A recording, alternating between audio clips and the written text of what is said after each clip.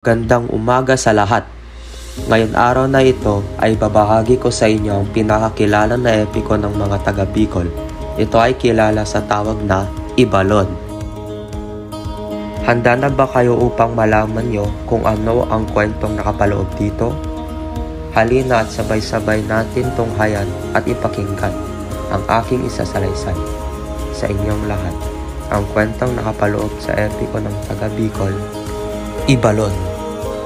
Ayon sa salaysay ni Padre Jose Costano, sa narinig niyang kwento ng isang manlalakbay ng mga awit na si Kadugnong, ang epikong Ibalon ay tungkol sa kababayanihan ng tatlong magigiting na lalaki ng Ibalon na sina Baltog, Handyong at Bantog.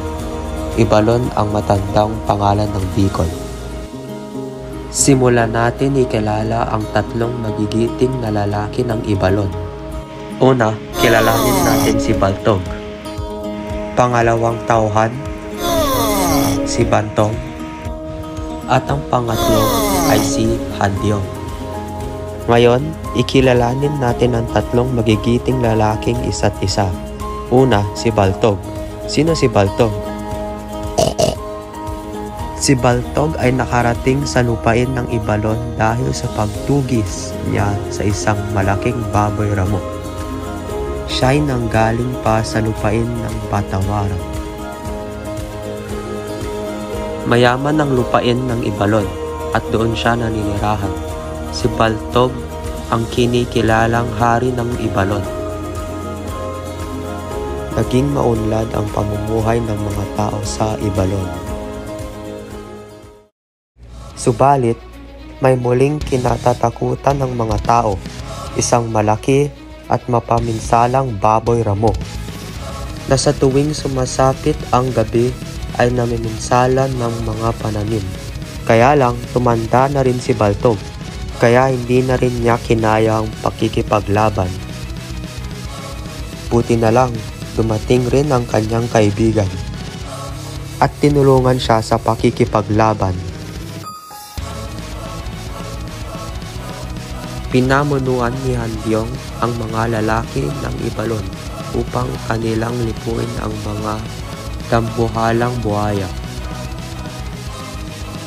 Mababangis na tamaraw, lumilipad na mga pating, at halimaw na kumakain ng tao. At dahil sa husay ni Handyong sa pakikipaglaban, sila ay nagwagi at napatay nila ang mga kalaban. Maliban sa isang engkantadang nakakapag-anyong magandang dalaga na may matamis na tinig. Siya ay si Oril. Tumulong si Oril sa paglipol ng iba pang masasamang hayop sa Ibalon. Naging payapa ang Ibalon. Ang mga tao ay umunlad. Tinuruan niya ang mga tao ng maayos na pagsasaka. Ang mga piniling tauhan ni Handyong ay tumulong sa kanyang pamamahala at pagturo ng maraming bagay. Ang sistema ng pagsulat ay tinuro ni Sural. Itinuro ni Dehanong Pandak ang paggawa ng palayok na iluan at iba pang gagamitan ng pagluluto. Si Hamblon naman ay nagtuturo sa mga tao ng paghahabi ng tela. Si Ginantong ay gumawa ng kauna-unahang bangka, araro, itak at iba pang kasangkapan sa bahay. Kaya lalong naging maunlad at masagana ang Ibalon. Subalit may isang halimaw na namang sumulpot. Siya ay si Rabot. Nagagawa niyang bato ang mga tao o hayop na kanyang mainkanto. May nagtangkang pumatay sa kanya, subalit sa masamang palad ay naging bato.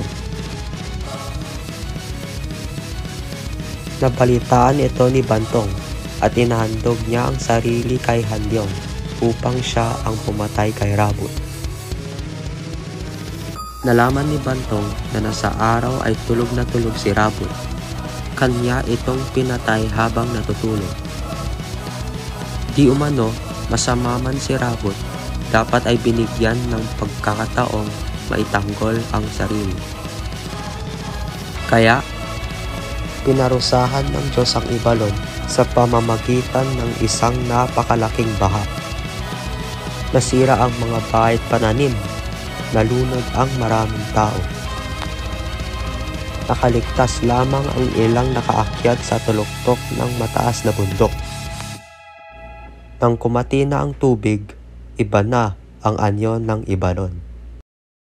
Sa tingin nyo, bilang pagwawakas, makabangon kaya muli ang Ibalon? O nanatili silang nakalugnok sa kanilang sitwasyon? Tama po kayong lahat. Muling nakabangon ang Ibalon. Dahil nagpanibagong buhay ang mga tao ngayon sa pamumuno ni Bantong. Salamat po sa pagnonood.